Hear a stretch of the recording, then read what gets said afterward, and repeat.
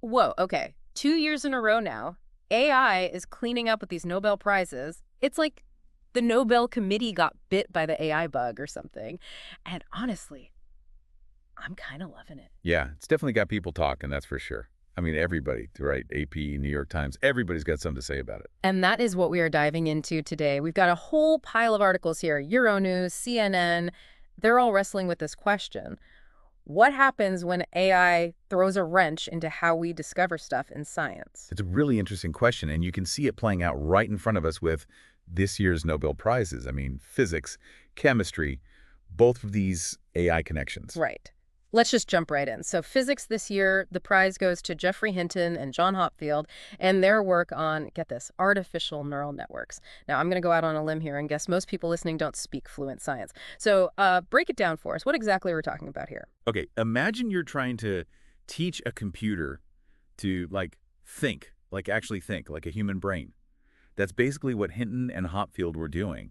It's like laying the foundation for how machines can learn from information. All this machine learning we're seeing pop up everywhere. This is where it all started. So instead of giving a computer all the answers up front, they found a way to make a system that learns and figures things out on its own. That's pretty wild. Wild, yeah. And you can see how that just changes, well, everything. How we use our phones, how scientists are making these crazy discoveries. And speaking of which, that brings us to chemistry. Oh yeah, this is the big one. This year, the Nobel went to Demis Hassabis and John Jumper for AlphaFold, and to David Baker for creating Rosetta Fold. And what these are, they're AI tools that are basically cracking this code that's been driving scientists nuts for ages. I'm talking about protein folding. Exactly. So proteins are these crazy complex molecules, right? Yeah. And how they're folded, their 3D structure, that determines what they do. Think of it like a key fitting into a lock. The wrong shape, it's not going to work. So to really understand what a protein does, you've got to figure out its specific 3D shape, which has always been ridiculously hard to do, right? It's like trying to solve this giant molecular jigsaw puzzle. It could take years, tons of resources just to figure out one protein. But AI changes everything. AlphaFold, Rosetta Fold, they can predict these super complex protein structures and get this sometimes in minutes. Hold on, minutes, as opposed to years. You're kidding me. No wonder they won a Nobel Prize. This is huge. Okay, but here's where things get really interesting for me. We've got Geoffrey Hinton, basically the godfather of AI, winning this prestigious award for his work. And then what does he do? He turns around, leaves Google, a company that's practically built on AI, all because he's worried about where it's going. I know, right? It really makes you think. And when Hinton left, he didn't exactly keep quiet about it. He's been pretty vocal about the potential dangers of AI. It's sparked a ton of debate. The Euronews article really dives into this. You've got scientists questioning whether this is even real physics, real chemistry, or just a really powerful tool. Does this belong in the Nobel conversation at all, they're asking.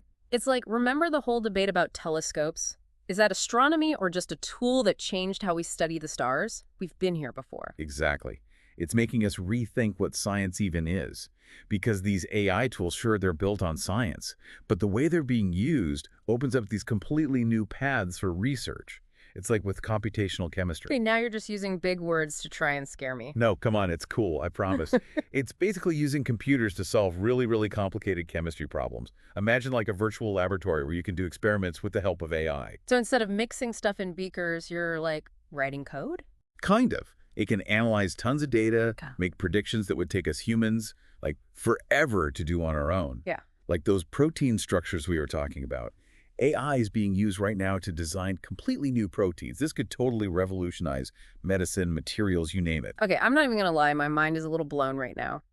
But if we can design new proteins, what does that even mean for medicine? Are we talking about completely new ways to treat diseases? That's the big question, isn't it? And it's exactly what researchers are trying to figure out. Personalized medicine designed for your specific genes, new antibiotics to fight superbugs. We're talking about completely changing the game. Okay, this is seriously blowing my mind now. This is huge. But something the New York Times article brought up really got me thinking. Where does AI even fit in with all of this? Is it physics? Is it chemistry? Or is it something else entirely? That's the thing. It's getting harder and harder to answer that. Research now, it's not just one field anymore. The lines are getting blurry, and AI is making that happen even faster. So maybe AI itself isn't the breakthrough, but the fact that it's forcing us to rethink how we even define science? Now you're getting it. It really shows how much of an impact AI is having on the scientific community. And honestly, it's really exciting. I can't argue with that. But here's the other thing that really struck me. It's not just about the tools themselves, it's that AI lets us do things on a scale we never could before. We're talking about looking at huge amounts of data, scientists all over the world working together. Like in the New York Times article, they made this great comparison. They called it shovel versus cathedral. Ah, yeah. I love that. It's such a good way to look at this shift.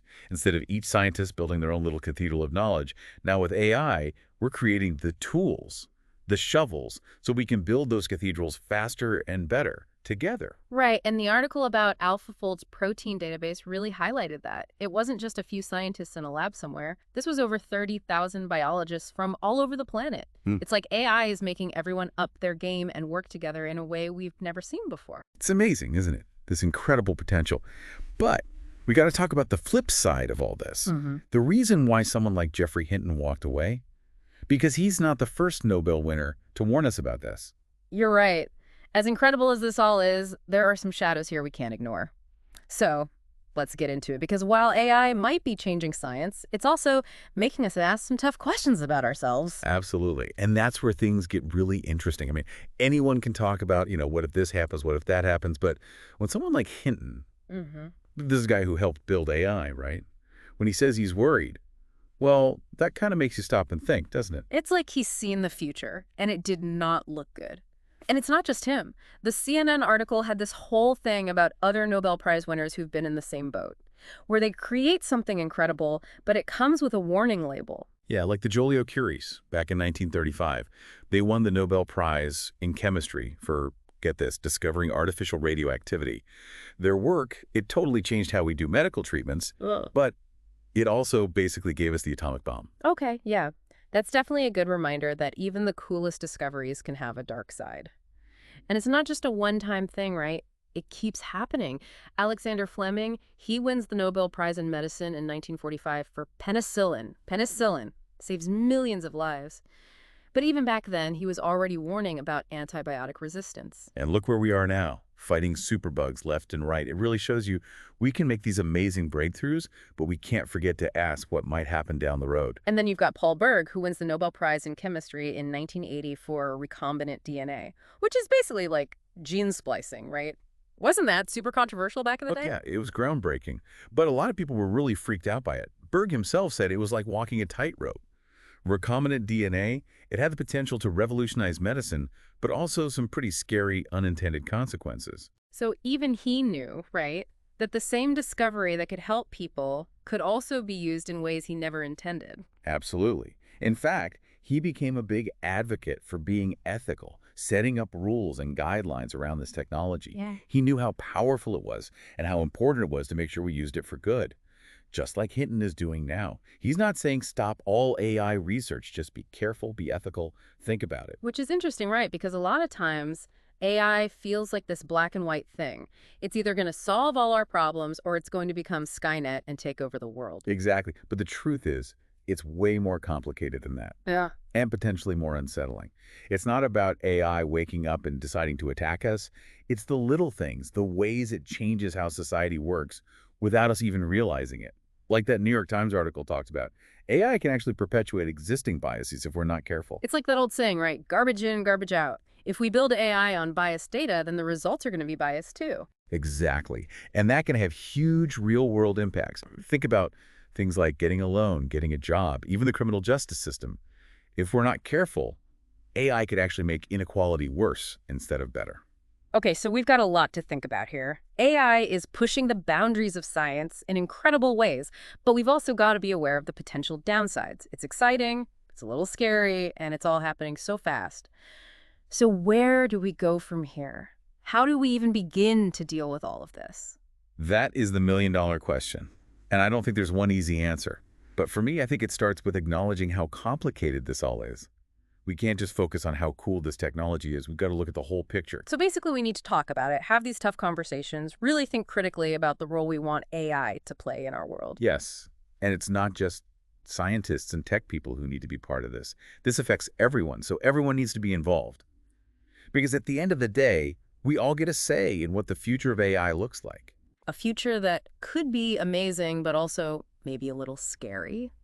Which I guess is what makes a good deep dive so fascinating, right? It's got me thinking, if AI is like this mirror reflecting humanity back at ourselves, what do you think these Nobel Prizes really tell us?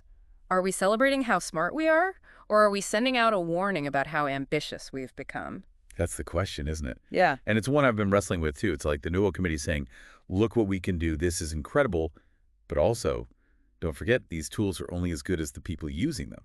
Yeah, it's almost like we're staring into a mirror, right? All the good stuff, the brilliance, us humans trying to unlock the universe. But then all the messy stuff, too. Our flaws, how we can screw things up even when we don't mean to.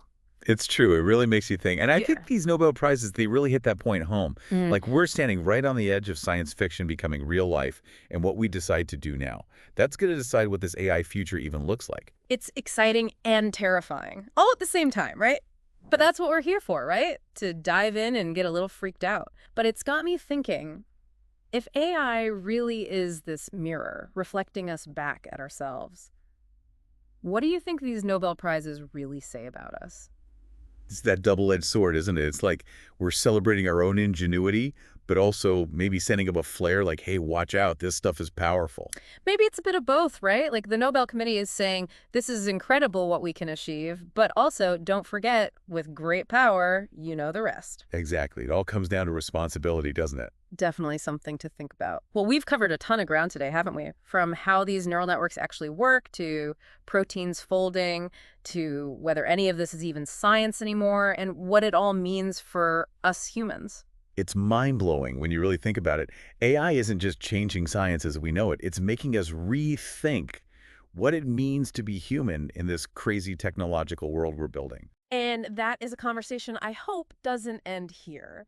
So, to everyone listening, we're throwing it back to you. What do you see when you look at AI? What gets you fired up? What keeps you up at night? Keep those questions coming. Keep digging deeper. And as always, thanks for taking this deep dive with us.